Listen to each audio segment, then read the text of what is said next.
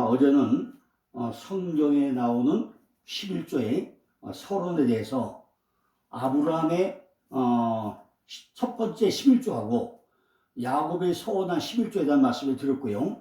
오늘은 이제 율법의 11조에 대한 말씀을 드리려고 합니다. 율법의 11조는 두 가지예요.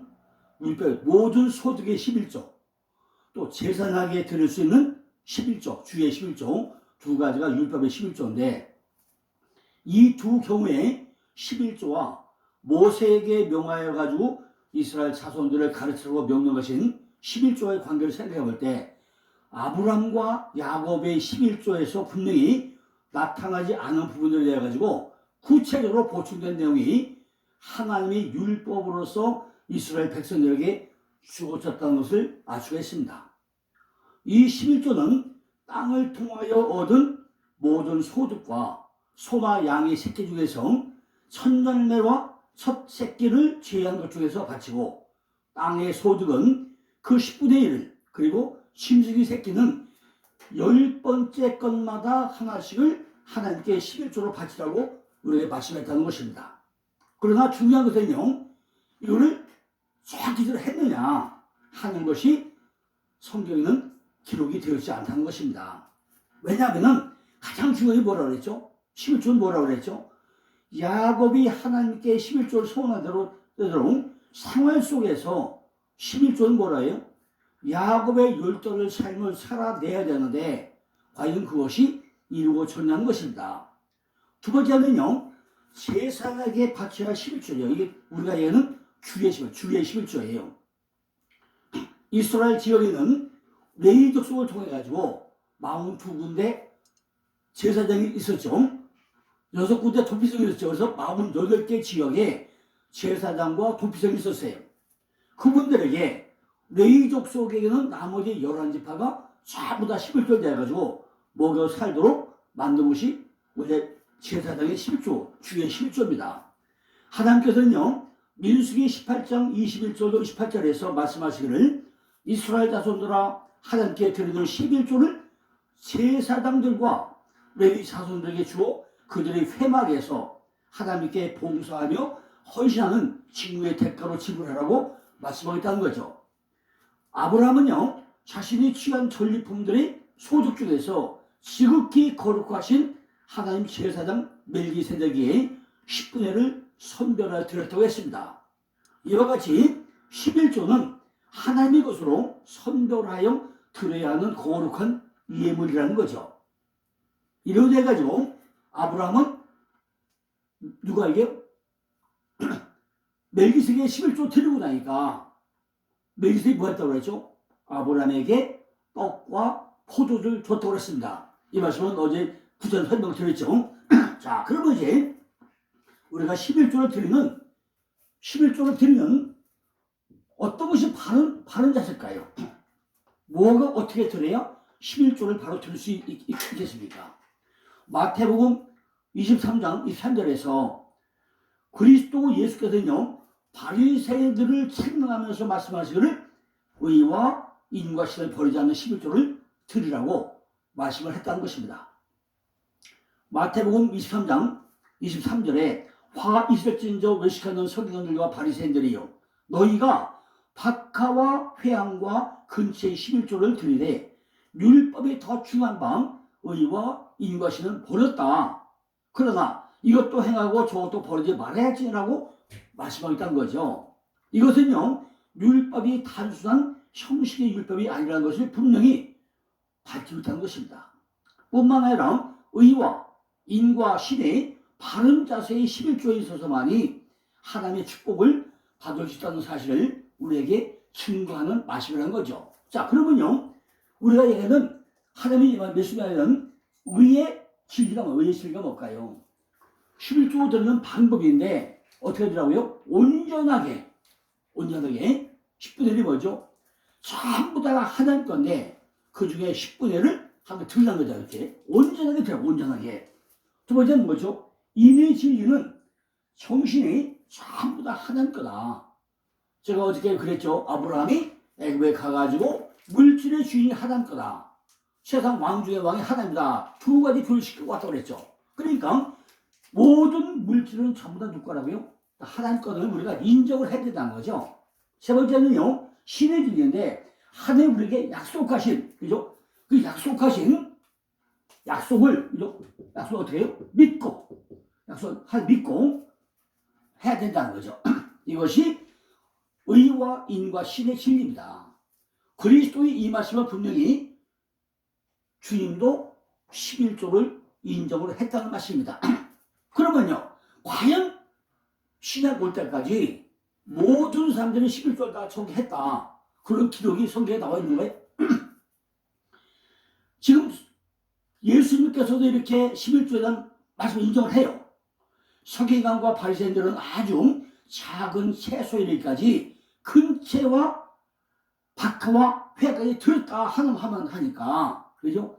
아주 작은 채소에 이르기까지 11조를 강조했지만은 왜 11조를 드리면서 11조 드리는지, 율법이 무엇을 강조하는지 그걸 저는 몰랐다는 거예요. 그죠?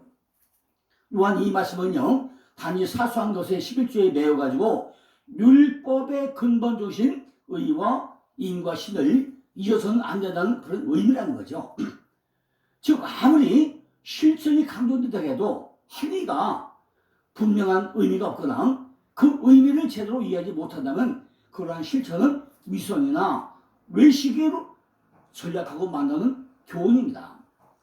의와 인과 신은 예수님께서는 아마 미가서 6장 8절을 인용하게 돼요. 사람아, 주께서 선한 것이 무엇임을 내게 보이셨나니 여호와께서 내게 구하신 것이 오직 공의를 행하며 인자를 사랑하며 겸손히 내 하나님과 함께 행하는 것이 아니냐, 이 말씀을 인용해 볼 수가 있습니다. 여기서 말하고 있는 바로 의, 자스티스. 그러나 의란 뭐죠? 도덕적인 관념이나 하나님의 말씀이 기준해가지고 올바르게 공평하게 할 것을 말씀한 것이고, 인, 무엇이?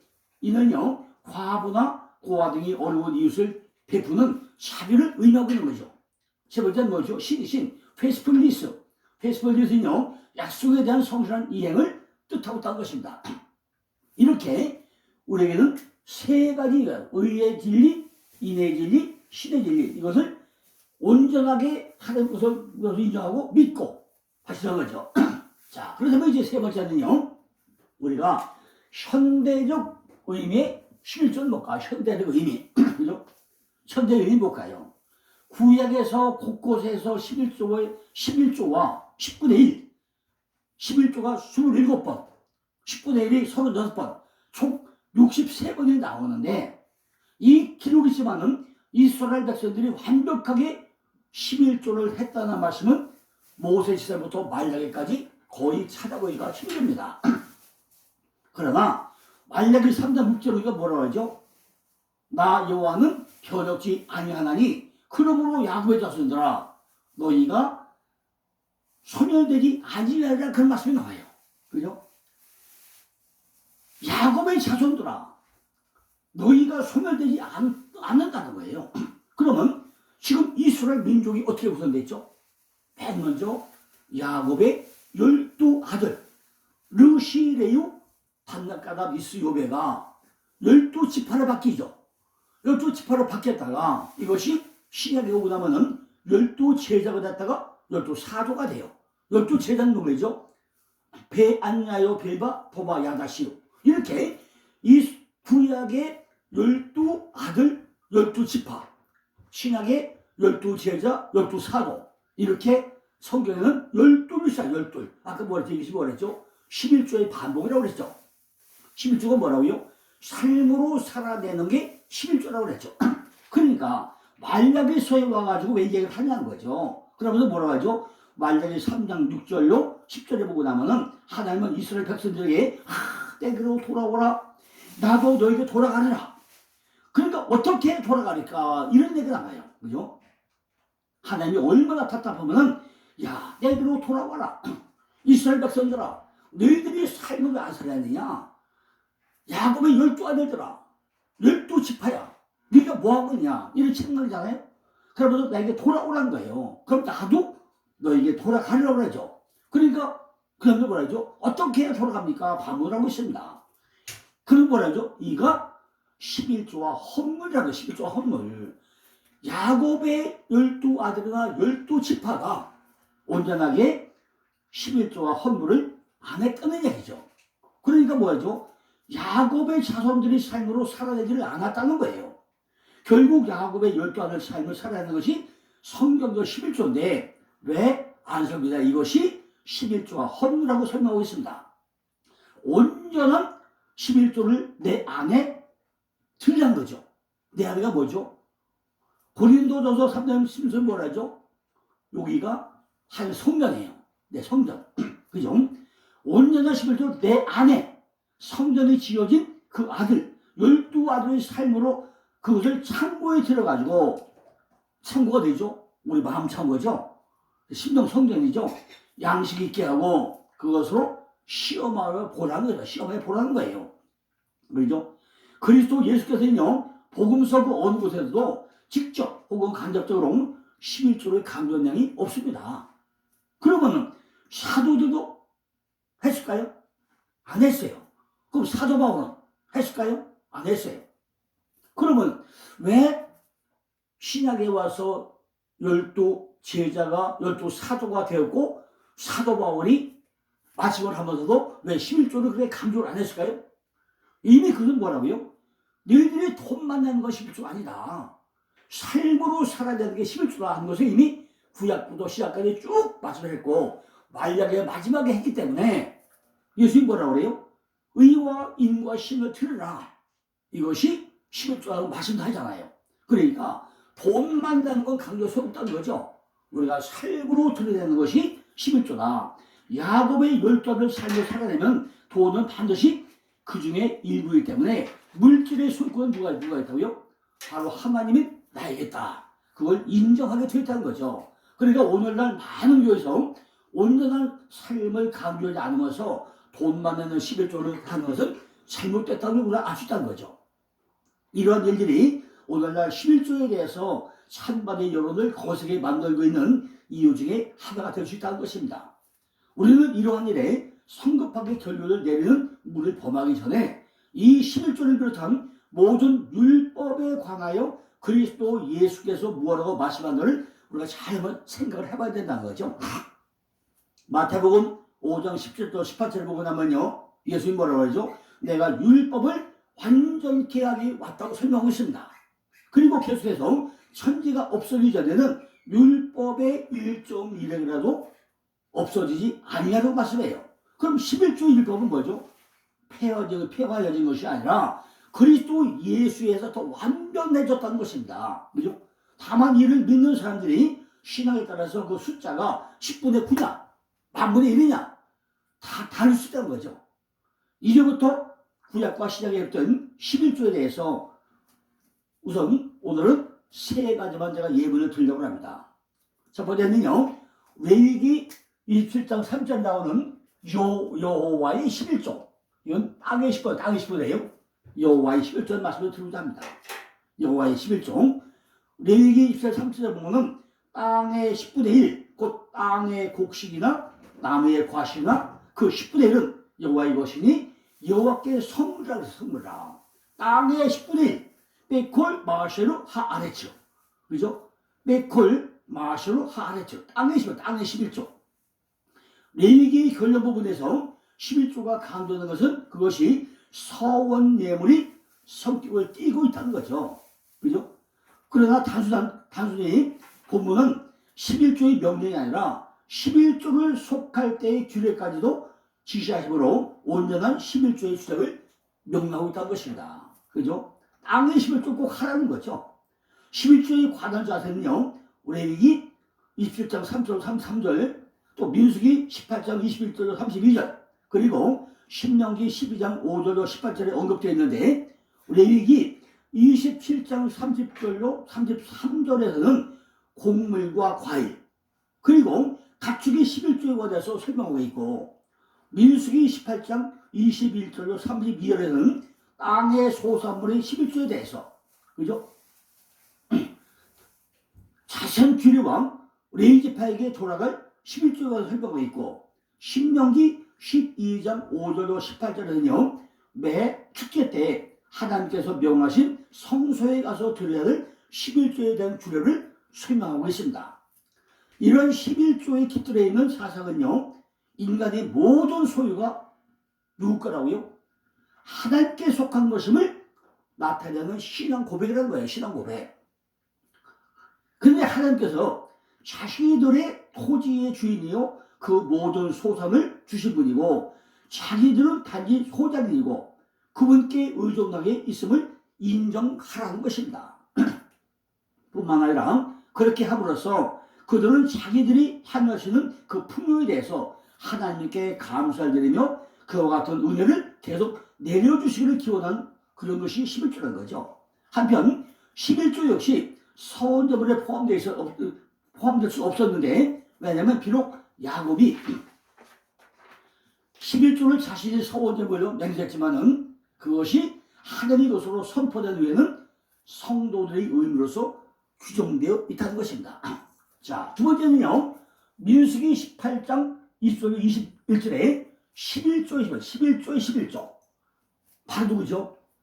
레위 제사장, 레위 족속. 이들은 뭐죠? 12지파 중에서 온전하게 제사장으로 된 것이 레위 지파죠. 그분들이 드리는 것이 제사장 레위 자손이죠. 그죠? 여호와께서 또 아론에게 이르되 너는 이스라엘 자손의 땅의 기업도 없겠고 그들 중에 아무 분깃도 없을 것이니 나는 이스라엘 자손 중에 내 분깃이라 내 기업이라고 그랬어. 내가 이스라엘의 11조를 레위 자손에게 기업으로 다 주어서 그들이 하는 일, 곧 회막에서 하는 일을 간만히 그랬어요. 본문의 내용은 두 부분으로 나눠졌는데 8절로 10절까지는 하나님께 드려진 제물 중에 제사장 목으로 돌아가는 것에 대해서 설명을 하고 있고, 21절 14절까지는 제사장 외에 레위인에게 돌아가는 몫에 대해서 기록을 하고 있다는 것입니다. 이스라엘 자손 중에서 기업의 분깃을 받지 못한 레위 지파는 유일하게 하나님 성전에서 제사장 직무와 그 외에 필요한 봉사의 직무를 감당하고 있었습니다. 여기에 대해서 하나님께서 다른 지파와 같이 기업에 소득이 없는 이들에게 하나님 자신이 이들의 기업이 되어가지고 그 직무에 따른 음식을 보장해 주셨다는 것입니다. 이들의 음식은요, 땅의 소산물이 아니라 다른 지파에서는 감히 감당할 수 없는 하나님이 거룩하신 선물 중에서 주어졌다는 거죠. 11지파가 감사로 11조로 드린 물질 중에서 이들을 먹여 살렸다는 것입니다. 하나님의 선물을 그 음식으로 받는 것보다 더 큰 축복은 이 땅에 있을 수 없기 때문이라는 것이죠. 민수기 18장 12절에 13절에 보면은 그들이 여호와께 드리는 젖소산 곧 제일 좋은 기름과 제일 좋은 포도주와 곡식을 내게 주었은즉 그들이 여호와께 드리는 그 땅 처음 익은 모든 열매는 내 것이라 내 것이라고 했어요. 내 집에 정결한 자마다 먹을 거라고 그랬어요. 그러니까 레위 제사장이나 레위 지파는 최상 걸 먹었다는 거죠. 모든 첫 것은 누구 거라요? 하나님 거라고 그랬어요. 그 첫 것 중에서 토지의 첫 열매는 아론과 레위인의 음식이 되었다는 것은 매우 중요한 의미가 있다는 거죠. 이 중요한 의미를 우리는 정결한 자들만이 먹을 수 있다는 말씀에서 찾아낼 수 있다는 것입니다. 왜 그렇죠? 레위가 뭐죠? 하나님과 연합이죠. 연합. 하나님 연합된 자. 이 레위야, 레위. 레위인들은 땅을 상속받지 못했죠. 그렇지만은 하나님이 택함 받은 제사장으로 백성들이 예배에 드리는 11조를 받았다는 것입니다. 11조는 땅의 소산, 즉 곡물, 기름, 과일, 가축의 10분의 1, 그죠? 일로 규정되어 있다는 거죠. 대다수 사람들이 성전 11조는 구약에서 규정하는 세 가지 11조 가운데 하나라고 말씀하고 있다는 거죠. 그죠? 나머지 둘에서 첫째는 뭐죠? 성전 11조, 두 번째는 봉헌 11조, 세 번째는 구제 11조, 그죠? 세 가지 있는데 구약은 이 점을 분명히 밝히지는 않고 있다는 것입니다. 뭘 한다고요? 첫째는 성전 11조, 두 번째는 봉헌 11조, 세 번째는 구제 11조가 있음에도 불구하고 구약에서는 이 점을 명확하게 설명하지 않고 있다는 것입니다. 따라서 11조의 요구가 봉헌 11조에서 시작해가지고 구제 11조로 바뀌고 최종적으로 뭐예요? 성전 11조가 된 것인지 아니면 이 셋을 모두 포함한 것인지 우리가 알기가 어렵다는 거예요. 다만 유대의 전통이 이것을 강력하게 확증하기 때문에 많은 사람들이 수용을 했다는 것입니다. 어떤 견해가 어떤 11조는 구약 신앙생활의 중요한 요소였고요. 그리스도인들이 드리는 제도에 분명히 어떤 지침이 되는 신앙 유산이라고 할 수 있다는 거죠. 하나님께서는요, 레위인을 구별하셔가지고 그들로 성막 안과 제단 앞에서 제사장의 직무를 잘 감당하게 하셨다는 것입니다. 하나님께서는요, 다른 사람이 자신의 임재를 성상징 안으로 들어가는 것을 금하셨다는 거죠. 왜? 불순종의 결과는 죽음이기 때문에 것입니다. 신약성서도 로마서 6장 3절에서 죄의 대가는 죽음이라고 분명히 말씀하고 있다는 것입니다. 자, 이제 세 번째는요, 신명기 14장 22절, 28절, 29절 보면 토지 소산의 또 11조를 해요. 토지 소산 11조. 너는 마땅히 매년에 토지 소산의 11조를 드릴 것이며 28절 19절 보니까 매 3년 끝에 그 해 소산의 10분의 1을 내어 내 성읍에 저축하여 너희 중에 분깃이나 기업이 없는 레위인과 내 성중에 우거하는 객과 및 고아와 과부들 와서 먹고 배부르게 하라. 그러면 내 하나님 여호와께서 너희 손으로 하는 범사에 내게 축복을 주시라고 했어요. 매년 토지 소산의 11조와 우양의 11조를 드릴 것과 매 3년마다 토지 소산의 11조를 성읍에 저축해가지고 누가에게 레위인과 고아와 객과 과부를 구제하라는 명령이었습니다. 11조는요, 우리는 입으로 드리는 것이 아니라 당연히 드려야 한다는 거죠. 왜냐면요, 땅을 주신 분이 바로 하나님 때문에 땅. 그 땅이 어떤 땅이죠? 보이는 땅일까요? 물론 맞죠. 보이는 땅도 하나님 줬죠. 그러나 요 마음 땅도 하나님이 줬다는 거죠. 요 마음 땅이 뭐죠? 하나님의 거는 성전이죠.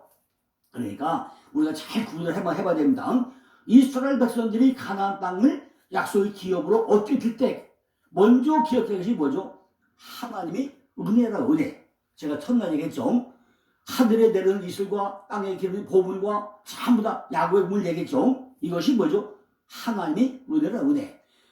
하늘의 이슬은요 24시간 내리는데 뭐라고 얘기했지? 하나님의 은혜는 24시간 내리고 있다는 것입니다. 왜냐하면 애굽에서 압제받는 고통에서 구출하시고 새로운 땅으로 인도하신 분이 하나님이기 때문에 한 것입니다. 따라서 그 땅의 소산물은 하나님의 것이며 마땅히 11조를 드려야 하는 것은 너무나 당연한 거죠.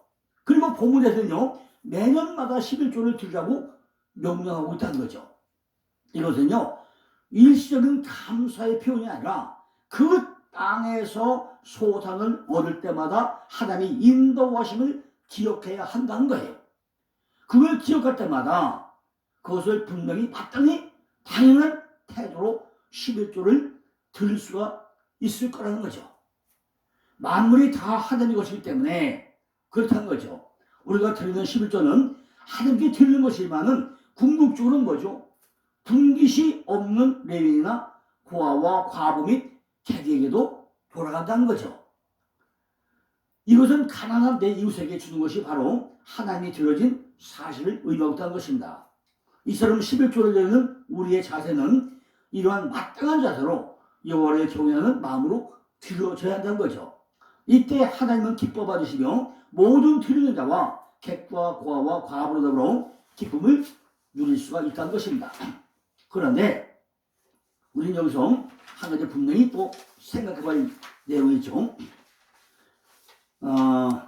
이스라엘 백성들이요 이렇게 11조를 강조해서 불구하고 잘 드렸을까요? 이스라엘 백성들은요 안식년을 줬음에도 불구하고 한 번도 안식을 지키지 않았어요. 그래가지고 어떻게 하죠? 안식년을 지키지 않은 그 70년을 바벨론의 포로 생활로 잡혔다가 돌아오게 됩니다.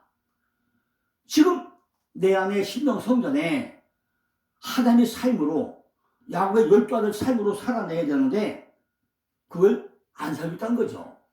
구약에 보면 뭐죠?